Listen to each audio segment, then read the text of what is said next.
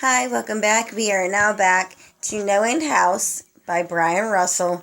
We are on part 3. And this is the last one so far, so hopefully this will be maybe the end. Or maybe he'll continue the series. I'm not really sure.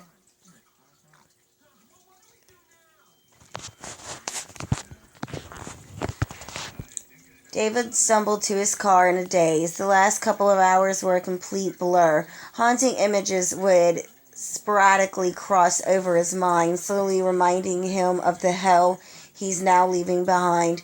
He felt in his pocket for his phone and dialed 911. There was no way he could explain any of this. But for some odd reason, his first reaction was to call. Maybe they could just come here and confirm that it's a normal house. Nothing more. They would put his mind at ease and he could go home, live a normal life with. Then he remembered. The dirt under his feet slipped around him as David tore back to the house. Maggie was in there. As he ran, he flipped through his phone, looking for the old texts he knew he sent. But there was nothing.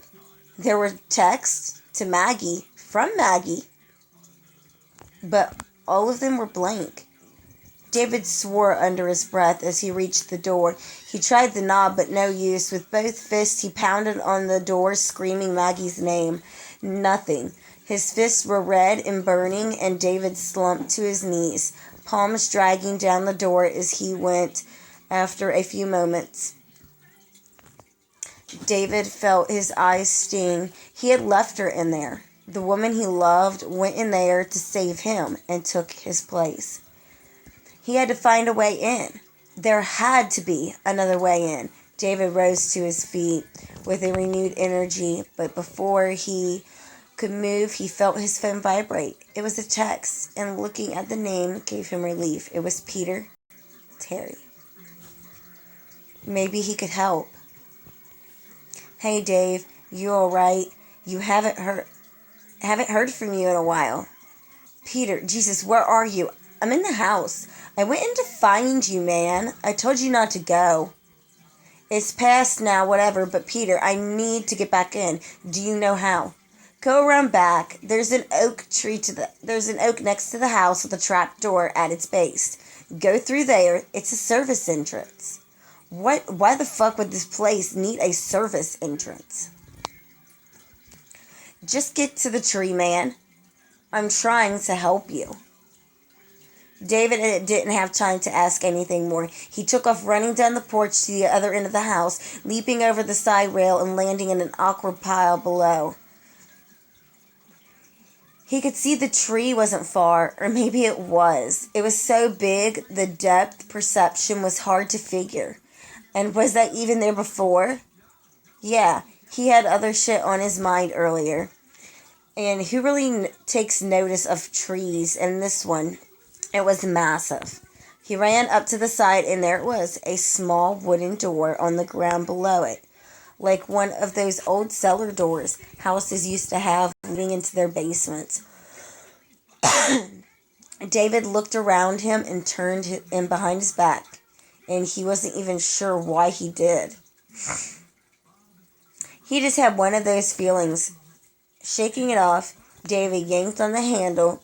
The rusted hinges groaned in protest, but after a few hard pulls, it gave way and revealed the darkness below. With a heavy sigh, David slowly made his way down. Jesus, it was dark, but soon David was hit with a smell that put the darkness to shame. It was like burnt hair covered in shit and mold. He spit onto the ground. He could fucking taste that smell.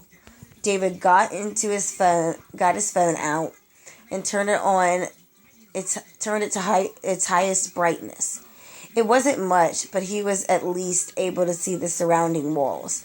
Looking around in the dim light, David noticed something strange. He hadn't been in too many underground tunnels, to be fair, but he assumed the walls would be dirt, mud, or something like that. That's what I thought. He couldn't quite see what it was,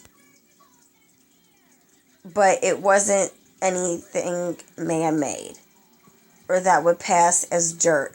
Curiosity got the better of him, and with his phone outstretched, he went up to one of the sidewalls. He had to get close to see it with the phone almost touching the wall. David's eyes grew wide. No, can't. With his other hand, David probed at the wall. It gave a bit, but was solid. He was reminded of the smell, and now knew its origin. It was flesh. The walls of this tunnel were covered in burnt skin. David moved the phone a few inches and followed the light. He saw areas with different skins were sewn together with some rough metallic string, almost like copper wire. One section made his stomach turn over on itself. It was a face, a human face, stretched out and elongated, with the eyes and mouth sewn shut.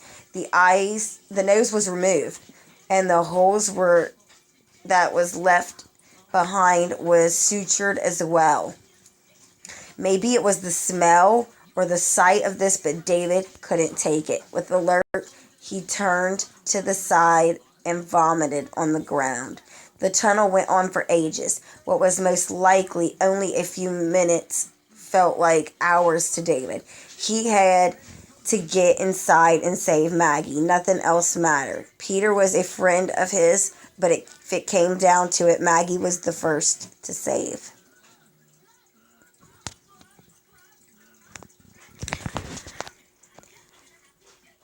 This is like a lot. Like a lot. Peter could rot in there if need be. Then again, he was the one that told him about his path. David's mental debate ceased after something from behind touched him. With a startle, he spun around and was face to face with nothing.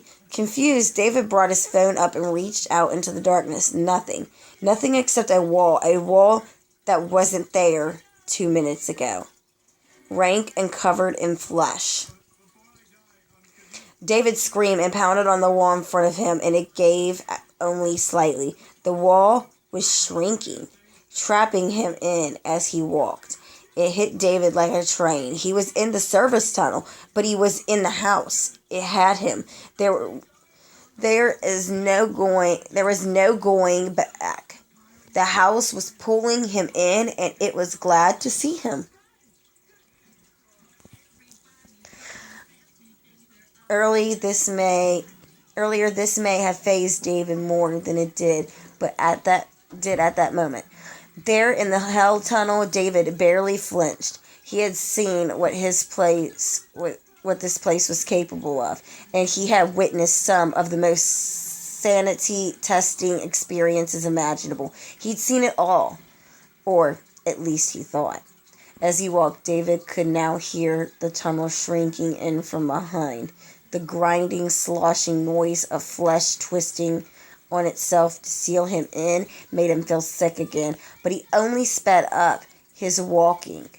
After a moment, he heard something that made him stop, dead in his tracks. It was a voice, a girl's, and it wasn't Maggie's.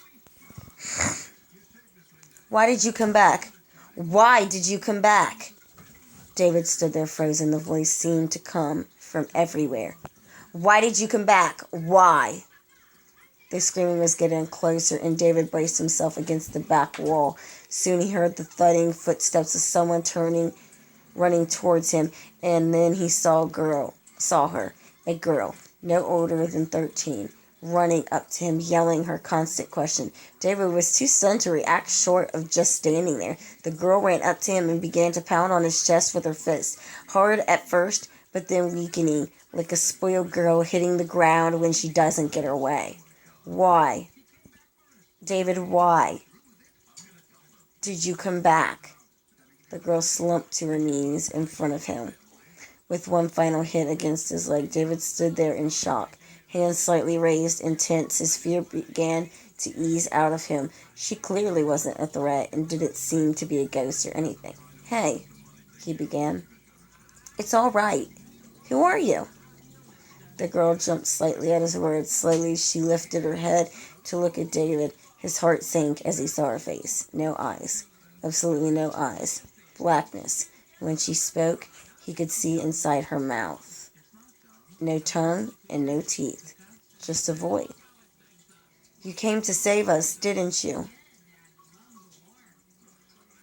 That's the end of part 1, and we're actually going to stop there, and I will be back for part 2.